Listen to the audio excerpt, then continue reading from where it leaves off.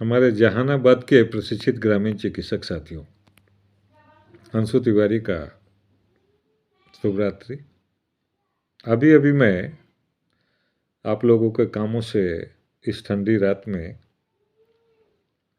10:30 बज रहे हैं, अभी जस्ट मैं अपने डेरा पर आया हूँ। आजकल बाहर कहीं खाना क्या, सादा रोटी और खा लिए पेट भरने के लिए, जीने के लिए। बहुत मुझे खुशी हुई कि बिजली विभाग के कर्मचारी द्वारा प्रशिक्षित ग्रामीण चिकित्सकों का एक एग्ज़ाम होगा। वैसा एग्ज़ाम होगा, किसी नर्सिंग होम में होगा या प्राइवेट किसी रूम में होगा। इस आंदोलन को मोड़ने के लिए बहुत सारे साथी कोशिश कर रहे हैं, अथाह कोशिश कर रहे हैं, लेकिन वे मालूम नहीं है कि बिहार के ग्रामीण चिकित्सक अब उस पथ पर चल चुके हैं जिस पर क्रांति की बिगुल बज चुकी है। आप लाख कोशिश कर लो इस आंदोलन को रोकने का, आंदोलन वो विकराल रूप लेगा। उसको याद रखना। मैं आपको वो दिन याद दिला रहा हूँ जब श्रीलंका के प्रधानमंत्री जनता के साथ गलत नियत रखने के कारण उन्हें देश छोड़ना पड़ा था। अभी अभी फिलहाल बांग्लादेश के प्रधानमंत्री को इंडिया में शरण लेना पड़ा था। आक्रोश, आक्रांति इसे कहते हैं। अगर तुम्हें वो दिन देखना पड़े आप लोगों को, जो झूठी अफवाह, झूठी परीक्षा, न परीक्षा का हेडमास्टर का पता है। एक यंग लड़का है, आपदा प्रबंधन प्राधिकरण का, जिसका नाम है अजीत, और उसके प्रिंसिपल हैं पटना में बैठे हुए हैं, और VC उसके भी पटना में ही हैं। मैं तमाम लोगों को ये बात बता देना चाहता हूँ, प्रत्यक्ष प्रमाण है मेरे साथियों।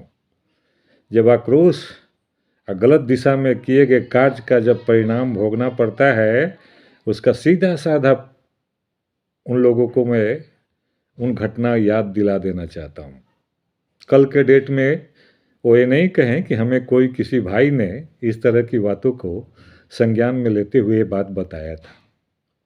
मेरे साथियों, ये सत्य घटना है जिसने अपने श्रीलंका के प्रधानमंत्री का हालत देखा।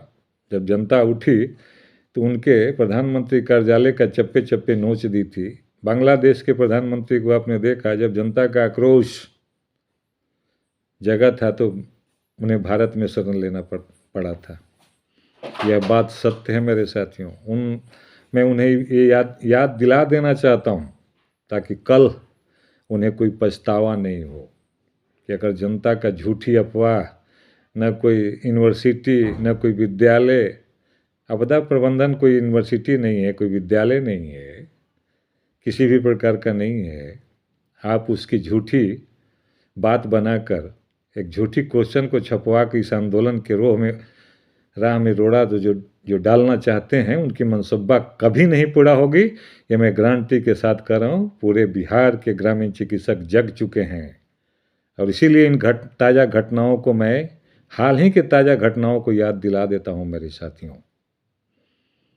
आक्रोश, इंतकाम की जब आग जलती है तो उस आग में कितने लोग जल जाते हैं, इसका साक्षात प्रमाण हमारे इस विश्व में 2 देशों को देखा गया है। पहला श्रीलंका और दूसरा बांग्लादेश। कल उन्हें इस बात का अफसोस नहीं हो कि मेरे साथ इस तरह की घटना हो गई है। मैं उन्हें इस बात से आगाह कर देना चाहता हूँ कि आप परिणाम दो, भटकाओ नहीं, रास्ते से भटकाओ नहीं। लोग जग चुके हैं। न तुम यूनिवर्सिटी हो, और वो भी 200 और 500 रुपया लेकर लोग परीक्षा ले रहे हैं। ऐसा परीक्षा जो आपके बीच में बिजली विभाग का आदमी है वो परीक्षा लेने जा रहा है मेरे साथियों। दुर्भाग्य नहीं, उसका सौभाग्य होगा कि परीक्षा ले ले और उसका परिणाम घोषित करे, और परिणाम घोषित करने के उपरांत उन्हें काम दे। अगर काम नहीं मिला तो यही हाल होगा। श्रीलंका और बांग्लादेश का। उन्हें पछताने के सिवा कुछ नहीं मिलेगा मेरे साथियों। इस बार ग्रामीण चिकित्सक ने शपथ खाया है, अब की बार आर पार।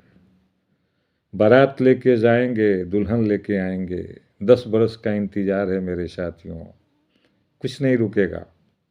सत्य है, असत्य पर चलने वाले मुसाफिर कभी भी सत्य को पराजित नहीं कर सकते हैं, इसका इतिहास गवाह है।